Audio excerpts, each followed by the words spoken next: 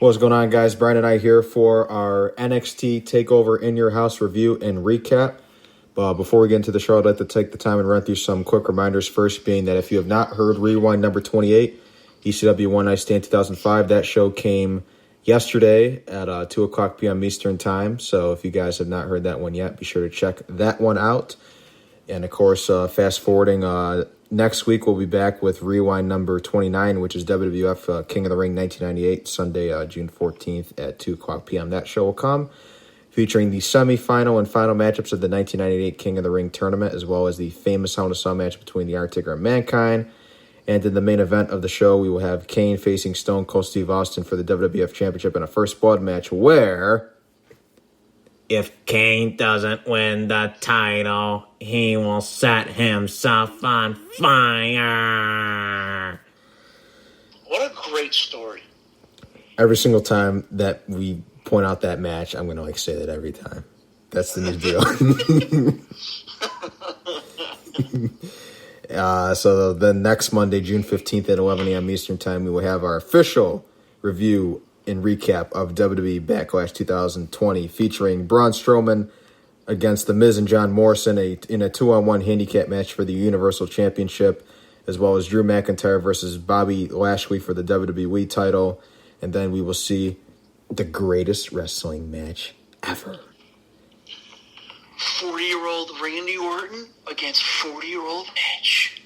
The 11-time world champion, WWE Hall of Famer, the Rated R Superstar Edge, going up against the Apex Predator, the WWE, Randy Orton, in a straight-up wrestling match coming your way next Sunday. The greatest stipulation of all time, a straight-up wrestling match. The greatest wrestling match ever. And then after that, we will be back the following week on June 21st for Rewind number 30, which will be WWE Fatal 4-Way 2010. The main title matches of that show are Fatal 4-Way matches, hence the name. So in that one, we'll see Jack Swagger versus CM Punk versus The Big Show and Rey Mysterio for the World Heavyweight Championship. And then we'll also see John Cena versus Sheamus versus Randy Orton against Edge also for the WWE Championship.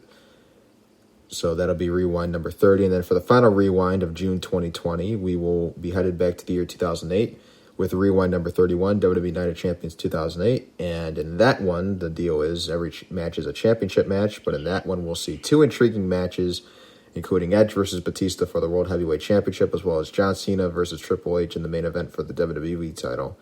All that remains for the month of June. And then that's part one of our summer lineup. Sometime later in the month, the date hasn't been decided yet, we will, of course, announce the second part of our summer lineup for the month of July.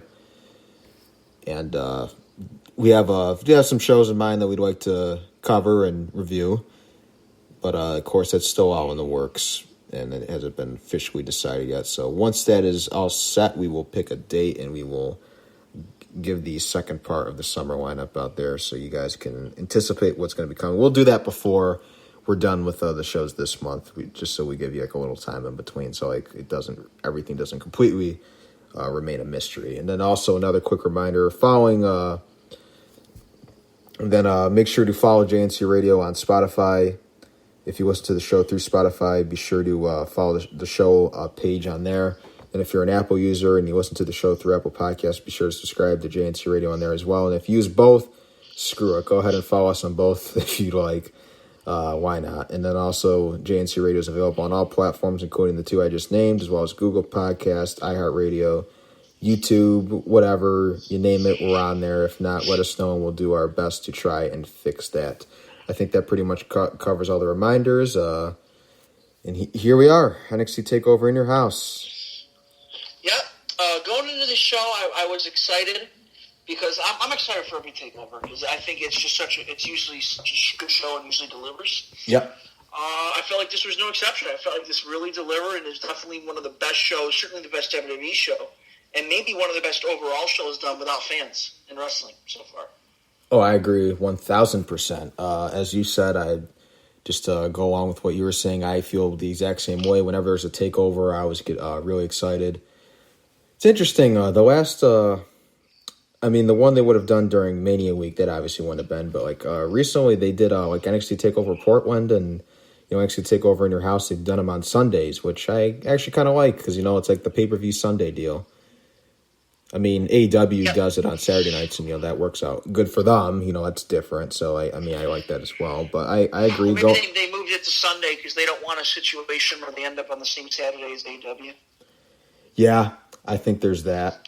But, I enjoy both. It's like Saturday night, it's like, ooh, you got the Saturday night, like, pay-per-views. It's kind of like, like an MMA, they got the Saturday night pay-per-views, or like, so... there's that. It works for both. It works for both ways. But it's interesting that now they're doing the takeovers more on Sundays, and I definitely like that in this case here. But yeah, as you said, I was going into this. I was looking forward to it. There's a few matches on here I was pretty intrigued by and was really looking forward to seeing, and primarily those all delivered for the most part. So yep. I think every match delivered except for one in particular, and we'll get to that later. Yes, and some of you may have an indication of what that one is. Mm-hmm. But, of course, this is getting into the show here. This is NXT Takeover in Your House. This is the first ever NXT Takeover in Your House. Of course, I actually like that theme here because it's like, it can't be anywhere. It doesn't have like a really like set location like where there's going to be fans or anything. So it's in your house because we're all in our houses watching it. So I like that. And I also like the In Your House set they ended up going with here. Same with me. Really love that. I thought it was really cool. I liked how they brought back the guy from the old In Your Houses to do the intros. Mm-hmm. It was just fun. It was a fun show. No, that was pretty creative. I wouldn't be surprised if this comes back next year. Yeah, I could. Let's just hope that if it does, it's under different circumstances and like we're not all like forced to like watch it at home. Yeah, for sure. Like I said, though, good show. I really liked it. We'll get into specifics now, and let's get to the first match. Yeah, so this is done by World Wrestling Entertainment from the NXT brand. This was, of course, June 7th, 2020. This show happened from Full Sail University in Orlando, Florida.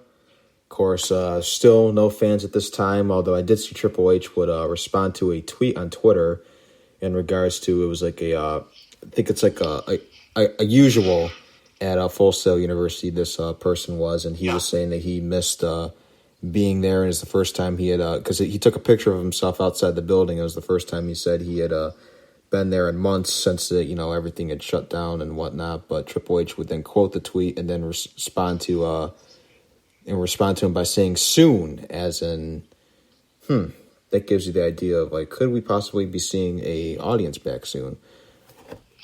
Obviously not a full audience, probably like 50% full with social distancing. But yeah, it'd be fun because I think wrestling just needs an audience. It really does. If anything, this pandemic has shown in terms of pro wrestling that sure you can put on good shows without it, but the Gargano match, the Balor match, it would have been amazing with thousands of fans in attendance screaming, absolutely going crazy. It really would have added to it. Yeah, no, I agree 1,000%. I think the just missing the crowd is like, I mean, we've said this like countless times. Seems like every single time we do like a review of like the modern pay-per-views, we just say, it's what if, what that. I mean, we obviously know that at the time, it couldn't be done, but I do agree that obviously they miss out on that. But I guess in Florida now they're going to allow concert halls to operate at 50% capacity with social distancing rules implied. So we could very well be seeing at some point some crowds back. I wonder how WWE would do it because we know they have the Performance Center, and we know that they have obviously Full Sail University for NXT, but AEW's got Daly's Place in Jacksonville, connected to the Jaguar Stadium. But it does make me wonder, like, they could hold 7,000 people at Daly's Place. And so they could have like 3,500, I guess, if you cut it in half with the social distancing and everything. So you could get like a fair amount of fans in there. Yeah. But I wonder what NXT and WWE would do because they have Full Sail and the Performance Center, but those are obviously small, far smaller venues. And I don't think they want to let fans of the Performance Center anyway. Oh no, because they're probably going to want to keep that open for like the training and stuff. Yeah. So I wonder what WWE would do. I guess maybe WWE could find a building or maybe they could find like a somewhat of maybe like an outdoor venue in some way, like we're because I guess they say doing outdoor shows would be a lot better than doing it indoors where everyone's like all in there and condensed and everything, even with separating people. But we'll see what happens. And hope for the best. We want obviously the fans to be back, but we want it to be under the right circumstances where they can pretty much promise and guarantee that things are going to be as safe as possible. Yeah. We want it to be for the at the right time, for the right reasons, not just because we need the fans back in there because that's just what people are just demanding it. We want it to be when it's right. But yeah, here we go. Getting into the show, our opening contest would be a 6-woman tag team match. It would be Shotzi Blackheart, Tegan Nox, and Mia Yim versus Raquel Gonzalez, Dakota Kai, and Candice LeRae. Yep, obviously, you have Candice coming out. This is, Candice obviously turning heel recently. It's she actually looked like a heel this time. Yeah. In terms of her gear, she had the look of a heel. She wrestled like a heel, too, obviously. No, so I think she did a good job. No, I liked her. I liked the look that she had when she came out. I liked her attire and her gear. Yeah, no, I thought she did a good job in this match. Of course, she had her conflict with Mia Yim heading into this over the last couple of weeks. Because of her husband with Keith Lee. Mm-hmm, yep. And then, Dakota Kai and Tegan Nox have had this long-lasting rivalry, so they'd intervene in this as well.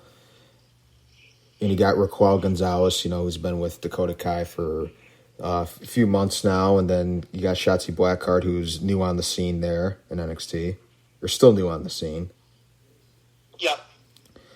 And there was an exchange with all 6 of these talents on this past Wednesday night in NXT. So it just seemed like, I guess, putting them all together in this match would make perfect sense. And it was definitely the right match to start out with. I thought so too. There were some really cool spots in it. There was the one where they'd all go outside the ring. I think Candice would do a backflip off the rope, land on them, and then they'd all be there. And then Tegan would go up to the top rope and jump on all of them. Mm-hmm. So, eventually, after the match, Mia Yim and Candice LeRae would start fighting, and then they'd go to the back, leaving the other 4 women by themselves to wrestle. And it would end with Tegan Nox picking up the win over Dakota Kai. I thought this was a good opener. Really liked it. Mm-hmm. It was just a good opener. We all knew we predicted this would start the show. Yeah, for sure. I thought it was a good way. So it was a fun 6-man tag, good way to start the show. Yeah, or 6-woman tag, I guess, in this case. Sorry, yeah, my bad, yeah. Yeah. No, I knew what you meant. But, no, it was definitely the right way to start out. I had 3 stars for this. I thought it was a pretty solid opener. 9 minutes and 50 seconds it would get as well. So, not a ton of time. But that was about as much time as this match needed. And I thought it was a good way. I thought it was a good way of including all the different rivalries in it as well.